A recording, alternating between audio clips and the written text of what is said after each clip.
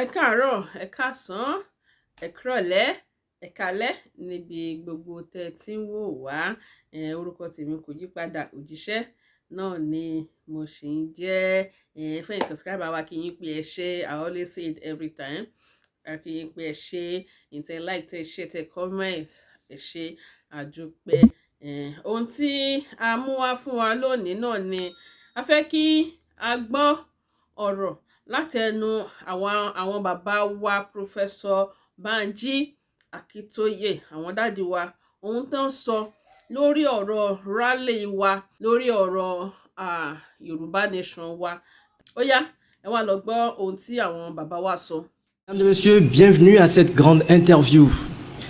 L'acte de fusion, the Amalgamation Act. The Amalgamation Act of the colony of northern Nigeria and southern Nigeria that gave birth to Nigeria in 1914 has for several years been closely examined and criticized by a range of ethnic groups who feel aggrieved, as well as by Nigerian political observers who see the amalgamation as a marriage between reluctant partners. And all of this is reflected in the separatist movement, which claim that their region is marginalized or underdeveloped. Successive Nigerians have tried for many years to organize national conferences aimed at promoting dialogue and unity in Nigeria.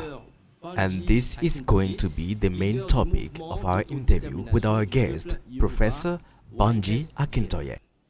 Professor Banji Akintoye, good morning. Good morning to you. Can you please introduce yourself as well as your organization? Yeah, my name is Banji Akintoye, Professor Banji Akintoye. I'm a former senator of the Federal Republic of Nigeria, and I'm the leader of the Yoruba struggle now for self-determination, which means sovereignty and separation from Nigeria. Why are you calling for the self-determination of the Yoruba people? Because Nigeria has become a death house for its many peoples. It all started from independence. Up to independence, we were doing quite well. Okay. For instance, we in Yoruba land were the fastest growing, the fastest modernizing country, a part of Africa, not just Nigeria. Yeah. We were the first to establish free education for children, the first to develop industrial estates, the first to create an accumulation of capital for investment with holdings in industry, banks, real estate, and so on. And we were the first to create a television station on the African continent, long before many countries in Europe had the television. Okay. So we were ready to go. Yeah. We were and that's what our people wanted. But then independence came, and the British chose to manipulate everything to put Nigeria in the hands of the people who didn't have any love for all those modern developments. Even until 2 years ago, a member of and the group is the Fulani. They said the Fulani were the quote, friendly people, the British. And the reason is that they thought that these were the people they could manipulate and get whatever they want out of Nigeria after independence. So they made them, they manipulated everything, the constitution, the regional boundaries, the sizes of the regions, the census, the elections, and so on, in order to make sure that these people will be the rulers of Nigeria, the dominant rulers of Nigeria, and they will have made the dominant rulers of Nigeria to rule a country like Nigeria, with a very large Yoruba nation, highly modernizing, the most educated people on the African continent, and so on. You have them there. You have another large group called Igbo, another very, very dynamic people, also desirous of modernization. And so naturally, these people who didn't want education, who were not educated and so on, had to find way to manipulate things to do these peoples down And so that's what they've been doing since independence. Their own method of ruling is to bring the other people down. Yeah. And so less than 2 years after independence, they declared an emergency over the western region. That's where the Yoruba people live. And imposed a sole administrator appointed by the federal government, and so on. They began to destroy the spirit of a federation in order to be able to control the lives of these other people. That was the only way they could bring them down and control them. And so weaken in order to control, pauperize in order to control. Those are the principles of their governance. So basically, which means is your movement using to achieve self-determination? Yeah, we are a self-determination movement. Self-determination. We want the self-determination for the Yoruba nation, according to the laws that rule the world. The United Nations Charter, 1948. The United Nations Declaration of the Rights of Indigenous Peoples, 2007.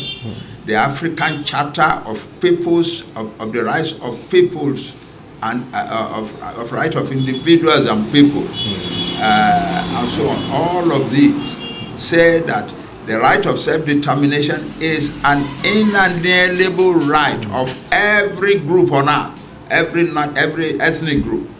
And so that's what we are doing. We are trying to take for ourselves the right that the laws of this world say is our right. And we know it is our right. But how exactly are you doing it? We are doing it peacefully. We are doing it very peacefully. We made a statement from the beginning that we are going to do this. We are too big a people, too civilized a people to be engaging in violence. So we decided from the beginning it was not going to be violent. And we educated our young people. They have a mass, the largest mass of educated people in Africa. And we educated them to say, no violence. We have no violence. We know young people want to go into violence. It's natural with young people. But we appealed to them, educated them, and they accepted that. So the result is that we have been peaceful all the way. We have held mammoth, huge rallies. But the instruction to the young people as they poured out into the streets is no violence. No violence. No conflict with the police. If you are gathered in a place and you want to hold your rally in a place and the police come and they say, no, you cannot hold it, then ask them, where else can we go to? We just want to exercise our rights. Our right. It's our natural right to hold a rally. Sure. So if it is not convenient for the government for us to gather in this place, and they have instructed you not to let us gather in this place, where do you want us to gather? So the first rally, for instance, in Ibadan, we had announced to our people, we are going to start from the front of one of the most popular city halls in Yoruba land, Mapo Hall in Ibadan. How did it go? When they arrived there that morning, the police and the army had taken possession of the whole area, and they said our boys could not rally there. So the boys got together and went to the policeman. Okay, sir, you say we cannot rally here, but you know we have a right to rally. That's our right. Yeah. So where do you want us to go? He then told them, go down there, that open place in front of the market. And they went there. It was a God-given decision by that policeman, because that meant that the people of the market came out in large numbers to join it. So before they knew it, about 1.2 million people were in the streets rallying for Yoruba nation. Then after Ibadan, we held another, about 2 weeks after that, in Abeokuta, another major town of the Yoruba people.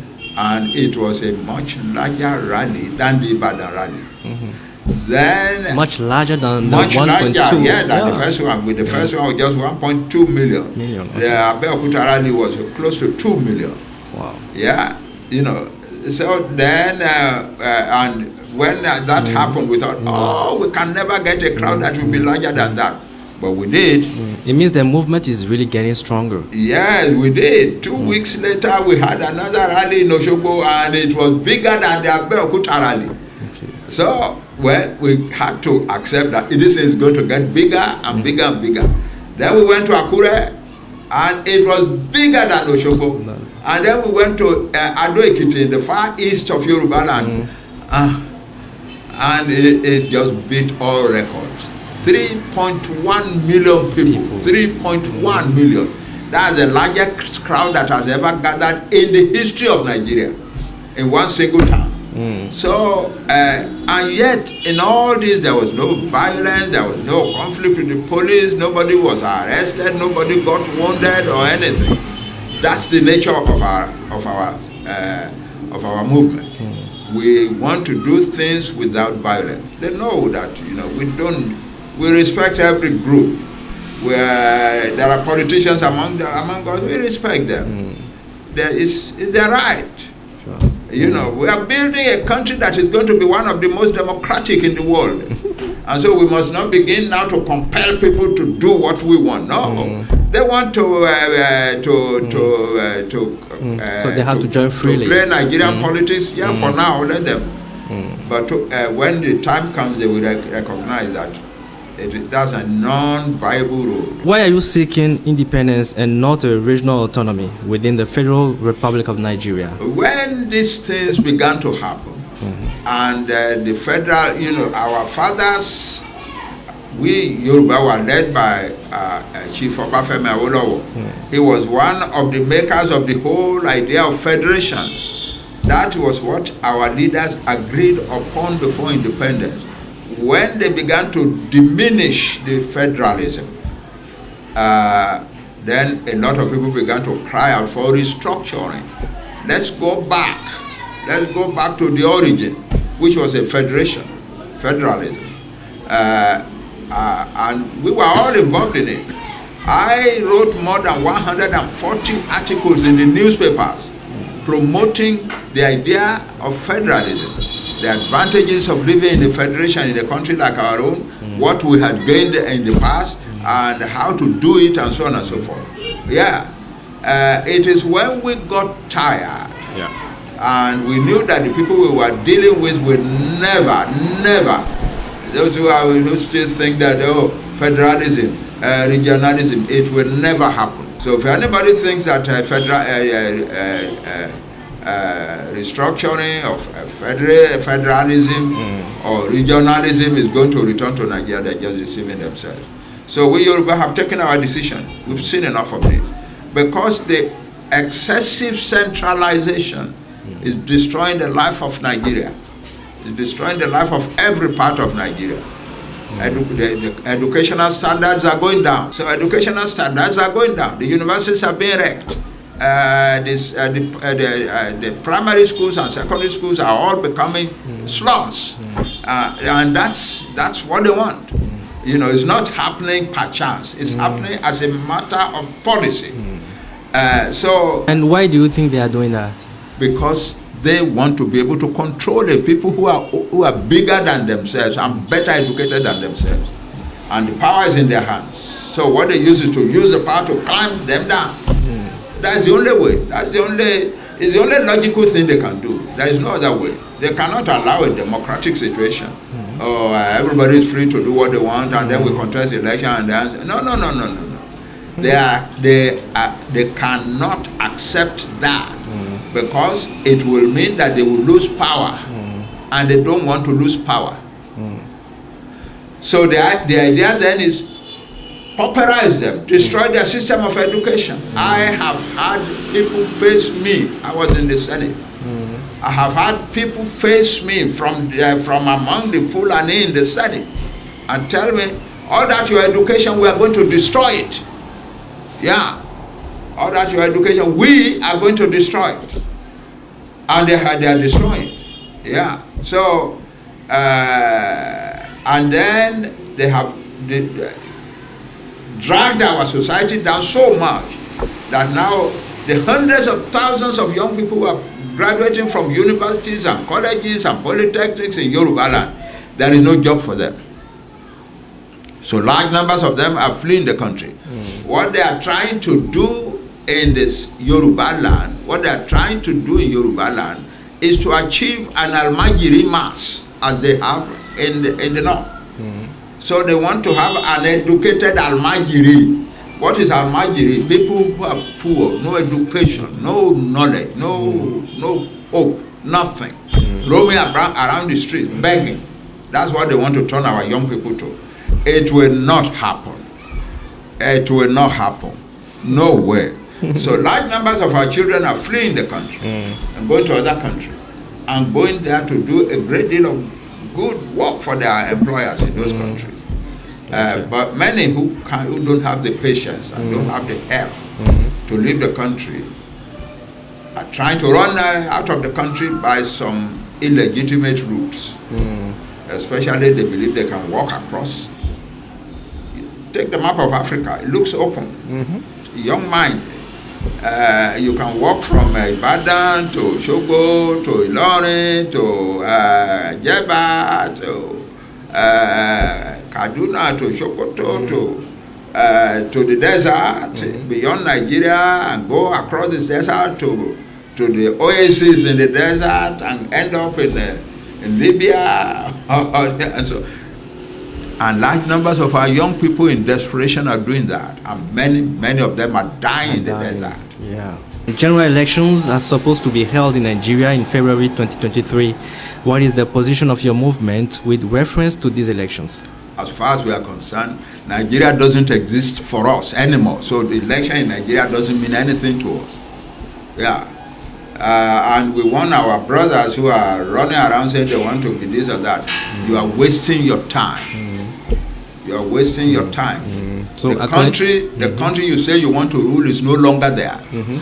Here is a country that can no longer pay the salaries of its civil servant, that has to borrow money for everything. One minister announced that every penny needed to fulfill the next budget will be borrowed. And the International Monetary Fund says that Nigeria is spending 92.6% of its income to service debts. And you say you want to be president of that kind of country. It doesn't make sense. But human ambition, personal ambition, is something that nobody can dictate to. We cannot dictate to them. Yeah. But we are telling them, you are making the most hideous mistakes in your life. Your own people want to get out. Your own people are being killed. Instead of giving the energy and the influence that God has given to you to help your people, you now want to contest election to be president of Nigeria. Where is it, Nigeria? Which kind of relationship do you maintain with the authorities of the Federal Republic of Nigeria? I've told you our struggle is peaceful. We don't threaten them. We don't attack them. We don't fight with the police. Our young people are educated. We told them, these young boys that you see, these young men that you see in police uniform, they are just like you. These are boys and girls who needed jobs and who applied to the police and were recruited. They are not different from you. They are just doing the job that was given to them so they could earn their salary and go and take care of their families. So don't treat them like enemies. They are not your enemies. Yeah. So we are an educated movement. We are fighting in the most sophisticated manner imaginable. Yeah. So we have no problem. We have no attack on. We don't attack the government. We don't attack the agencies of the government. No. But we are mobilizing our people together to be ready to get out of Nigeria. Yeah. On July 21st, 1964, during the conference of the head of states of governments of the Organization of African Unity held in Cairo, it was decided on the principle of the inviolability of borders in Africa. For African states, this technically means, on one hand, any territorial claim coming from another state, and on the other hand, any secessionist movement coming from within, likely to call into question the borders resulting from independence. Given such an important international relations standards, don't you think that your movement is weakening African unity? It is not secession at all. There was no secession included. All that was the reason. What was it? The reason that agreement was reached is that many African countries, in many African countries, there were people who should belong to another country. From Kenya, between Kenya and Somalia, there are people who are Somalis who are in Kenya. There are people who are Ewe, who are in Ghana, who should be with their kith and kin in Togo. It is all over the continent. Yeah. So the African Organization for African Unity then met and looked at it all and decided, although this situation is as it is, we must preserve the colonial boundaries for peace in Africa. Yeah. So we who are in this country, who are whose kinsmen are in another country, cannot decide that we want to go and join them, because that will lead to trouble. That's it. That is all that agreement was made for. Don't you fear chaos and interethnic strike if the Southwest secedes from Nigeria as it occurred in the former Yugoslavia in the 1990s? No, there will be no trouble in Yoruba land. The Yoruba people are happy to have their own country. There will be no problem there. And we are not like Yugoslavia. And in any case, Yugoslavia is like Nigeria is now. There were various peoples, the Slovens, the Croats, the Slavs, and so on. And the people wanted a loose federation so that they can manage their own affairs. The Serbs, the majority people, refused to let it happen. So one day, the Slovens and the Croats decided that they were seceding, and that's what led to war. You couldn't have it like that. Those in Nigeria have been so brutalized that they fear that they have been targeted for extermination. That's United Nations report. A visitor from an official visitor from the United Nations in 2020 made the statement that the constitution that these people have written for Nigeria is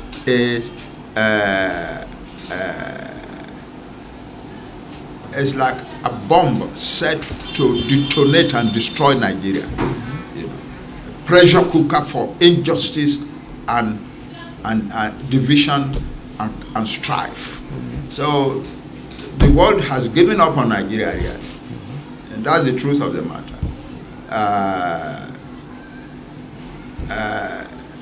Another report, United Nations, says if Nigeria pulls itself together